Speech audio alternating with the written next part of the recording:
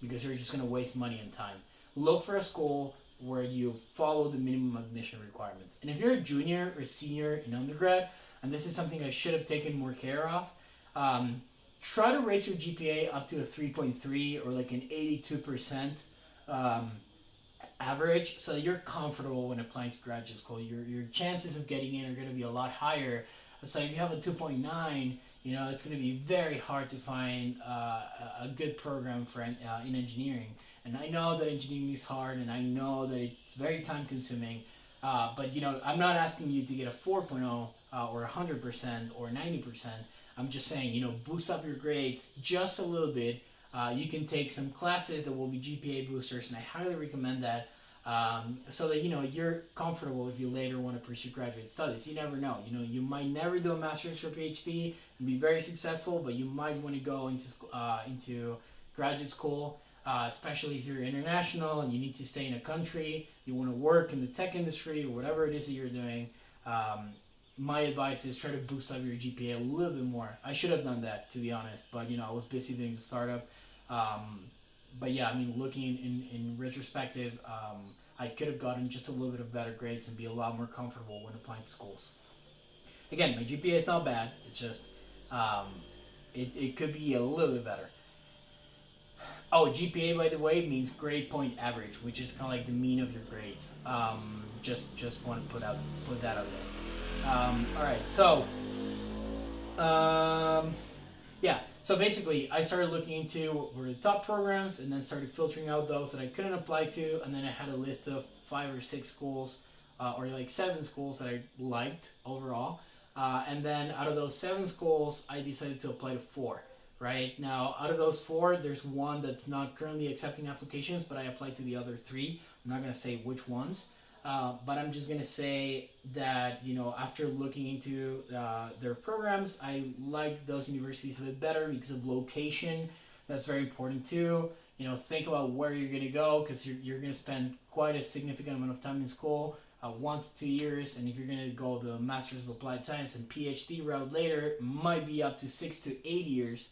And so if it's really a lot of capital and time investment to go to graduate school. So be careful on where you go. Location really matters, and that's something I learned while I was at Purdue University. That it does make a huge difference. The weather, the environment, the being in a large city or a small city, being in a huge school or university, or being in a small college. All of that makes a huge difference, believe it or not. So you should look into what are the schools that you like best, sort of what are the characteristics of those schools you're applying to that you prefer. And so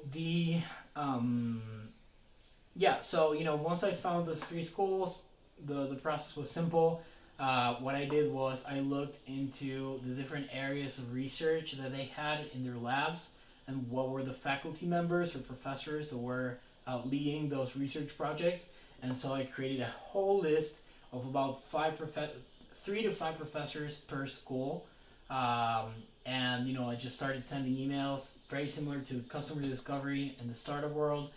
Started sending emails to professors saying, hey, this is my name and whatever. I want to apply to the Masters of Applied Science. I'm interested in these areas in particular. Would you be accepting new students? To my surprise, out of 40 emails that I sent, 2 professors rejected me, and 1 expressed a little bit of interest, but he hasn't replied to my latest email yet. So that's interesting, because professors take a long time to respond. And so if you want to do masters in applied science, so research-based masters, finding a professor to be your supervisor is going to take a long time. So please don't do this a month before the application deadline is closed.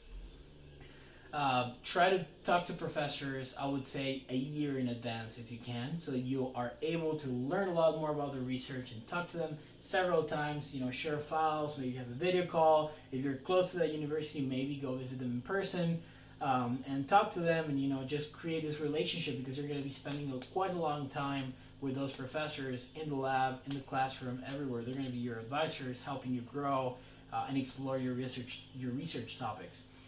And so, unfortunately, not a lot of professors replied to my emails, But the good thing is that I'm not very desperate because I really want to do the other master's option, which is the Master's of Engineering, to go into industry later. Um, so yeah, I mean, I'm now waiting for professors to respond to my emails. If they do, I might apply to a Master's of Applied Science later. But for now, I have applied to Master's of Engineering, to those three schools I talked about. And so yeah, that's pretty much it. The other thing I would say is the deadlines. So there's kind of like three different times where you can apply. Usually, if you're doing Masters of Applied Science, you have like the winter, summer, and I think it's fall. So I think something like January, May, and September to start classes, something like that. I'm not very sure. I'm applying to January 2021, and there's like three intakes for students if you're doing Masters of Applied Science. Usually, if you're doing Masters of Engineering, this three also hold, but sometimes universities only accept Masters of Engineering in one of those three times of application or deadlines. And so be careful about deadlines. When you are submitting your application, it takes time for the online system to process everything and for your professors to submit your letters. So I would say apply at least like a month and a half or 2 months before the deadline, so you make sure you have everything submitted. Obviously, like if there's a program that you really want to apply to, I would say then 3 weeks before the application deadline is like good enough for you to be able to submit everything. But if you only have like a week left to apply to that program, I would say just wait for the following term to apply. Otherwise, you might submit all your application and still get rejected because all of the documents have not been submitted, and the application fee you pay is going to be basically wasted because you can't use that later. So I honestly think that covers pretty much all of it, all of the process.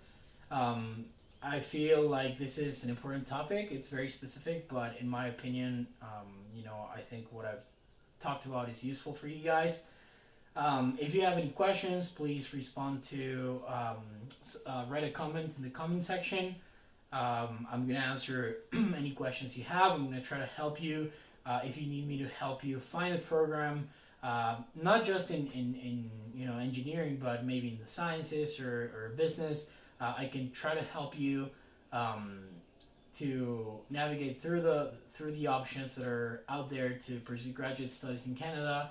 And I honestly felt very stressed when I was applying to my undergrad in the U.S. because I didn't know how everything worked. Now I'm a lot more relaxed because I know the requirements very well, and so when I feel ready to apply to either the U.S. or Canada perfectly well. And so some people charge a lot of money to help students go through this process, and so I'm out there to offer help for free. So yeah, I mean that's all. Thank you for today, and again, if you have questions, don't hesitate on asking me. Bye.